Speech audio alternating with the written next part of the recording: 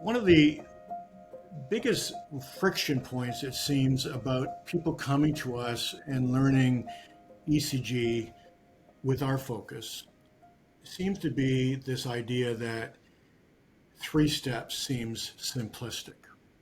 It seems not possible.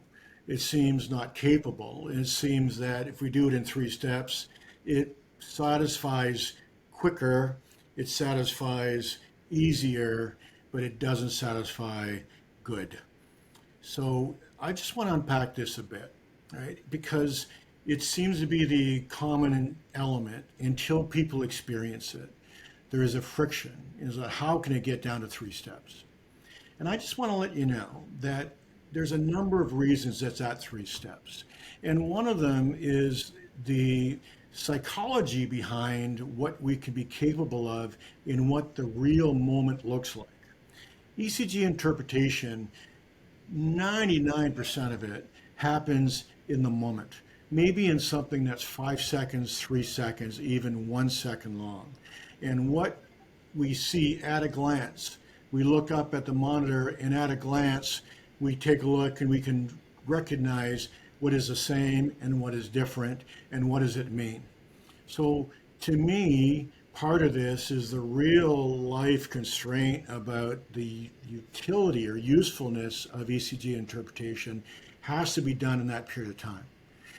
Now, when I first learned ECG interpretation, nothing against it. I picked up some useful knowledge, right? And the first one was a 14-step system, still being used today, very famous book, right? And I still have it in my library. In fact, I think I have 3 different versions in color, black and white.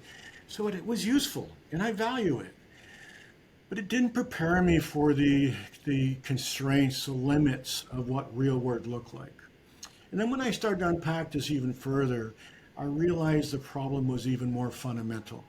That when it comes to ECG interpretation or anything you're about to do in real time, bringing this down to what you can hold into your head with one time, focus. How many things can we actually focus on and consider? How many different pieces of information can we consider in our brain at one time? And what I first came across was the George Miller study of 1957, a long time ago, but it said 7 plus or minus 2. And that 7 plus or minus 2 was stuck around for a long time. I think even today, if you ask AI, what is, what can you hold in your brain at one time, it's still going to come back at 7 plus or minus 2. Again, it's not necessarily correct. In fact, what's recently the most important thing is that since 2000, the year 2000, a whole bunch of other theorists came out equipped with also neuroscience to refute some of that and bring it down to 4 plus or minus 1. And I know that comes back to somewhere between 3, 4, or 5. But from my perspective, I'm trying to design a way of learning and a way of practice that works for everybody. So I'm going to bet on 3. And yes, we can do 4, and yes, some of us can even do 5, and I'm sure there's a handful of us who can do more. I'm not that person. So I built a approach that had to look at the constraints in a real-time moment. You got 5 seconds, and a human trying to utilize this. And in that, can you use 3 steps quickly within 5 seconds or less, 6 seconds or less? In fact, that's our book called The 6-Second ECG, was really about that, right? What can we do in 6 seconds or less? Not 14 steps, not even 5 steps, because it isn't just the steps. It's not just like A, B, C, D, E. Don't talk to me about B. I'm on A right now. No, we're integrating these together. And as we start to progress through, we're starting to refer back, and each step along the way informs us and puts more meaning in the subsequent steps. So not only do you need to know 3 things, you also need to have the ability to also consider how they work together, what I call an interplay. And it's not just me calling that, but it's the relationship between them. And when you look at this and you think in 3 steps, as much as 4 different possible interplays, that still sits within what it takes and what it is to be human. And to me, that has profound implications because design for what is. Don't wish something to be true, but design for what is. And for humans, for us humans, we can do enormous amount of things, enormous. And it becomes more capable when what is structured seems to fit what are we naturally capable to do. We are set for 3.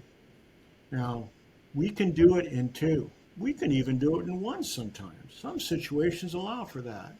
But most of what you're going to be working on, your real time, your real life, is going to have some complexity and some changes and lots going on at the same time.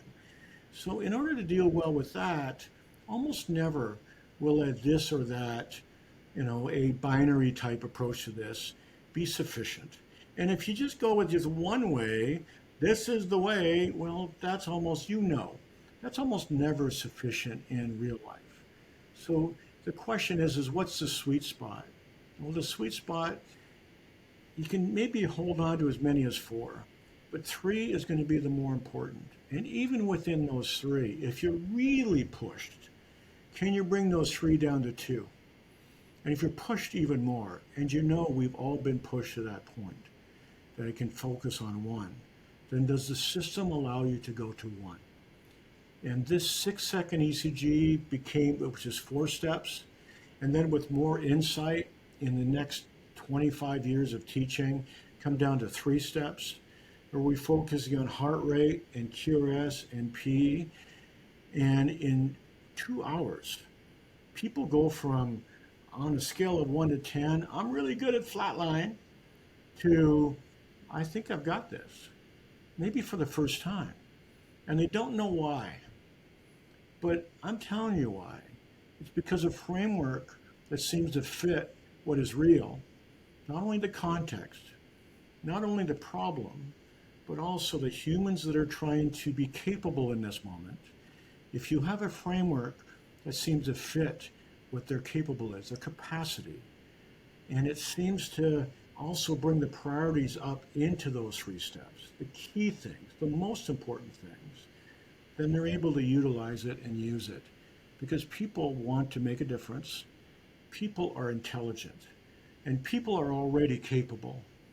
You and I use 3 things. When we've got a situation that looks like there's risk involved, we don't come back to there's 1 or 2. We almost always bring in as many factors as we can. They come out to usually 3 most important things. We already do this. We're just calling this out. When you're thinking about,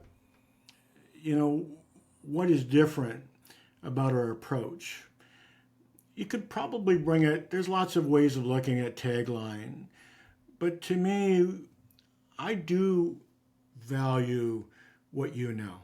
I really do. It is core, it's a big part of this. But I also know that there are some things that are way more important to know than others. We all know that.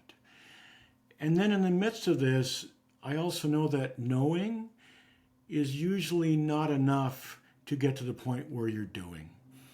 So in order to do well, where your real world is going to be moving and changing and essentially throwing different things at you, are you able to prioritize what's the most important? Right? Are you able to essentially, act and navigate within that space? Right? And do you have a framework that is solid enough that you trust it, right? And you make use of it. And the more you make use of it, the more you trust it, to the point where you want your best friend, your family, the people that, you care about, to also try it this way. That's us, right? We want something that works for you in real time, right? In the moment.